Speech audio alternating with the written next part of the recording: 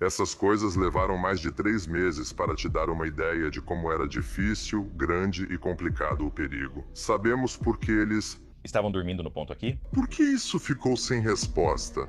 Estou aqui para anunciar a acusação de hackers militares chineses por invadirem os sistemas de computador da agência de crédito Equifax.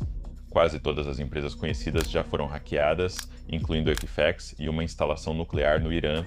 Todas essas empresas e organizações tinham equipes de segurança e, presumivelmente, grandes orçamentos, mas todas elas deixaram de implementar alguns controles de segurança simples. Isso resultou em elas sendo hackeadas ou, no caso da instalação de enriquecimento, com seus equipamentos destruídos.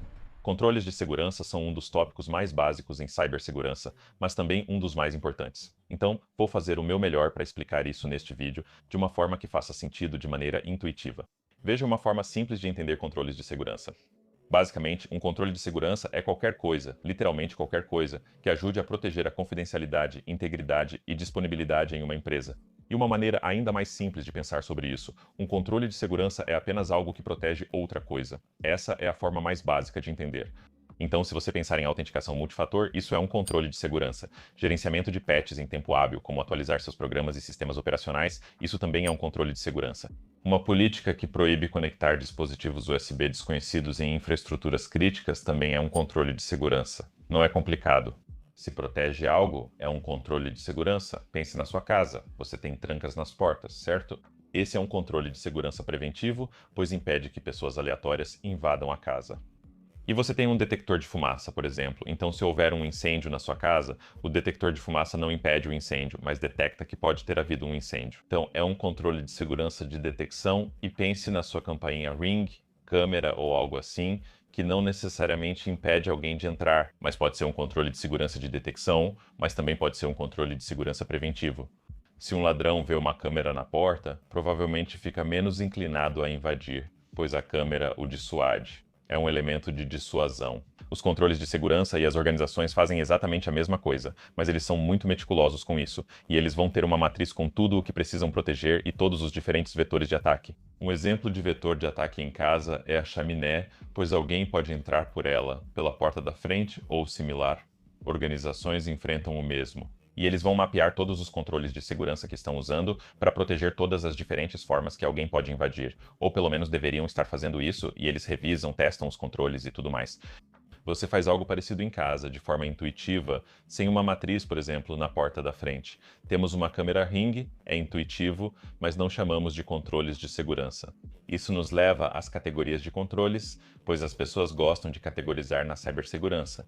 Vamos discutir como os controles de segurança são agrupados. Porque você com certeza vai ver isso em entrevistas de emprego, assim como em exames de certificação, e é realmente importante conhecer e entender esses conceitos. Se perceberem que você não entende controles ou categorias, vão presumir que você não entende outras coisas, então melhor evitar isso. Então, basicamente, existem duas maneiras de categorizar os controles de segurança, por tipo e por função, e vamos falar primeiro sobre como categorizá-los por tipo. Existem 4 tipos básicos. O primeiro tipo são os controles técnicos que utilizam tecnologia como firewalls, criptografia, antivírus, controle de acesso e softwares. Você pode pensar, se funciona em um computador, é um controle de segurança técnico, como um firewall. Depois existem os controles administrativos. Isso seria como políticas, procedimentos, diretrizes, e essas são coisas mais suaves ou regras que você cria esperando que as pessoas sigam. Impedem ocorrências negativas. Por exemplo, no gerenciamento de riscos, a checagem de antecedentes antes da contratação é um controle administrativo. Também há controles de segurança física. Esse é provavelmente o mais intuitivo e é exatamente como aparenta. Então, como fechaduras, cercas, seguranças, leitores de crachá, qualquer coisa que você possa tocar fisicamente que impeça você fisicamente de entrar em um espaço físico.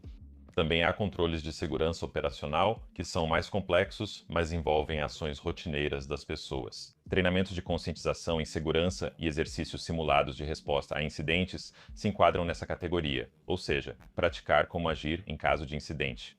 Isso é um controle de segurança operacional, uma atividade humana contínua. Em qual categoria isso se encaixa? Um cachorro de ferro velho patrulhando o perímetro se encaixa em controles administrativos, controles técnicos, controles físicos ou controles operacionais? Então, um cachorro de ferro velho patrulhando o perímetro se encaixa em controles de segurança física? E por que isso é um controle físico? porque é uma medida tangível do mundo real que protege um espaço físico, como um cachorro de ferro velho patrulhando o local, atuando principalmente como fator de dissuasão, certo? Vou explicar como categorizar os controles por função, pois assim fica mais intuitivo para mim. Define melhor, tipo, o que o controle realmente está fazendo de uma forma mais concreta, eu acho. Então, nesse caso, vão ser 6 categorias. Existem controles preventivos, então é um controle que previne, que ativamente impede que algo aconteça, como um firewall ou uma fechadura na porta. Há também o controle de detecção, que identifica se algo ocorreu. Ele não previne, mas pode detectar. Então, como um sistema de detecção de intrusão ou um detector de fumaça. Na sua casa existe um controle corretivo. Então, quando algo ruim acontece, o controle corretivo vai imediatamente, tipo, corrigir o que aconteceu. Por exemplo, se houver um incêndio em casa, um controle corretivo pode ser um sistema de sprinklers automatizado que apaga o fogo, corrigir o incidente de imediato, e um controle de dissuasão seria aplicado. Não é que ele possa fisicamente impedir que algo aconteça, mas ele vai desencorajar que algo aconteça. Então pode ser uma forma de desencorajar hackers de invadir um sistema ou desencorajar alguém de entrar na sua propriedade, tipo um cachorro de ferro velho patrulhando o perímetro, certo? Ou uma câmera Ring ou algo assim, ou até mesmo uma mensagem, tipo uma notificação em um site dizendo: "Este é um site federal. Se você invadir, iremos atrás de você com orçamento ilimitado." Esse é um controle de dissuasão, além dos de recuperação, o que pode ser confuso. Quando você compara com controles corretivos, mas o controle de recuperação é mais de longo prazo e de escopo mais amplo. Então, um controle corretivo pode ser a água, tipo, jogando imediatamente no fogo, mas o controle de recuperação pode ser um plano que você tem preparado. Tipo, ok, eu preciso, tipo, entrar em contato com os empreiteiros para virem e, tipo, consertar o dano causado pela água e preciso falar com o seguro, tipo, blá blá blá, tipo, esse plano seria um controle de recuperação e, em termos de, tipo, cibersegurança nos negócios, isso pode ser como um plano de continuidade de negócios ou um plano de recuperação de desastres. Tipo, um plano mais de longo prazo, sabe? Um tipo de plano que você tem para se recuperar de algo grande. E aí existem os controles compensatórios. Esse provavelmente é o meu favorito. É tipo, é chamado de o controle da próxima melhor coisa, sabe? Se você tem uma instalação importante que exige 10 operadores de forças especiais, mas eles são muito caros e seu orçamento acabou, você pode conseguir 10 cães de ferro velho, certo? Porque ter 10 cães de ferro velho é melhor do que não ter nada, certo?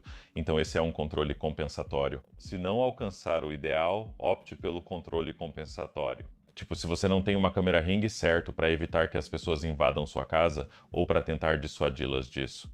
Você poderia ficar do lado de fora com uma faca de manteiga, porque ainda é melhor que nada, certo? Assim é menos provável que invadam sua casa. Mas você sabe, é um controle ruim, mas ainda compensatório.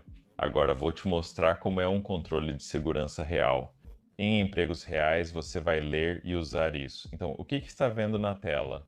Isso é da publicação especial 853 do Instituto Nacional de Padrões e Tecnologia, o Catálogo de Controles de Segurança e Privacidade. Vou fazer um vídeo explicando isso em detalhes, mas pode ser visto como um catálogo, entre aspas.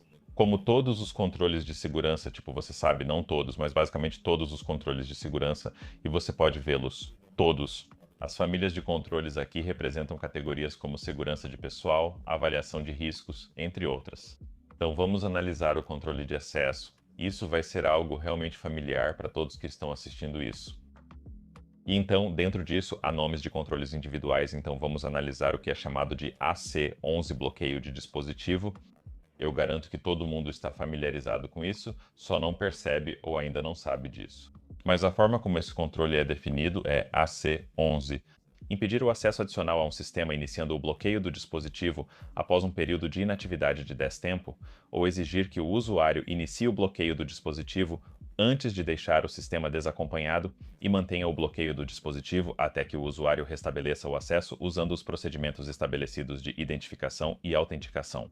Então isso é tipo uma maneira realmente complicada de dizer, tipo, depois de 5 minutos. Por exemplo, após um período de não uso, seu dispositivo, seja qual for, vai bloquear automaticamente. E então, para voltar a usá-lo, você precisa colocar seu nome e senha. É literalmente só isso que está dizendo, só que de uma forma bem generalizada que se aplica a qualquer tipo de sistema, certo?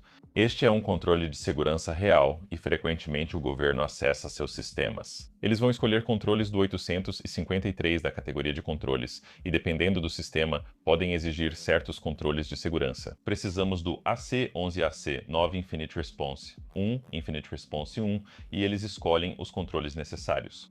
E de novo, quero dizer que você não precisa decorar todos esses controles, certo? Você não precisa memorizar todas as famílias de controles e tudo mais. Tenho certeza de que algum nerd por aí já fez isso. Mas a ideia é saber que existem as categorias e as famílias, e que a publicação existe, e que existem controles diferentes. Sistemas diferentes exigem controles distintos, por isso é importante saber como categorizá-los. Mas por que estou te falando isso? Tipo, se você quer entrar na área de cibersegurança, as pessoas vão falar muito sobre o termo controle. É provavelmente o termo mais usado em cibersegurança, para ser honesto. Isso é um controle de detecção, aquele é corretivo e assim por diante.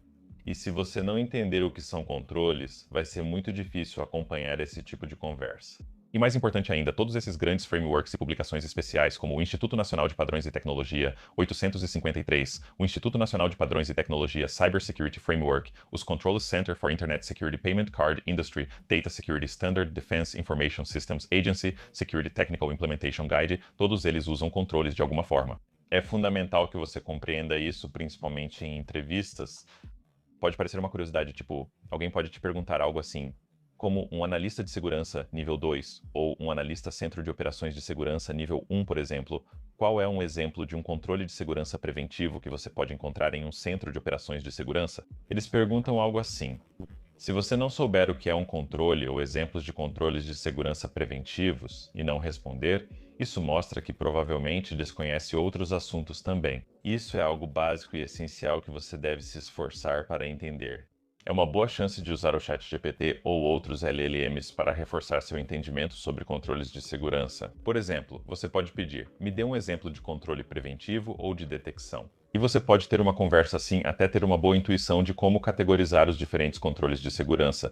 Então, sem pressão, obviamente. Mas se você realmente quer entrar na área de cibersegurança, ou se só quer experiência prática real, fora de ambientes simulados, com ferramentas empresariais de verdade e uma rede compartilhada ao vivo, você pode conseguir tudo isso no CyberEng. No último ano, realizamos cerca de 100 checagens de emprego com empregadores nos contatando para confirmar a experiência de membros da comunidade que conseguiram trabalho.